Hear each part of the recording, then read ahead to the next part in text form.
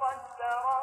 ثم السبيل يسره ثم أماته فأقبره ثم إذا شاء أنشره كلا لما يقض ما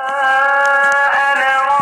فلينظر الإنسان إلى طعامه أنا صببنا الماء صبا ثم شققنا الأرض شقا فأنبتنا فيها حبا وعنبا وقضبا وزيتونا ونخلا وحدائق غلبا وفاكهة وأبا متاعا لكم ولأنعامكم فإذا جاءت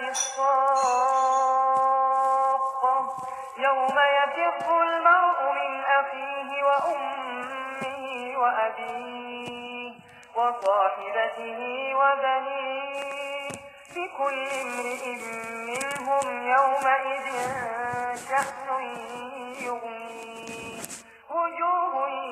يومئذ مسفرة ضاحكة مستبشرة ووجوه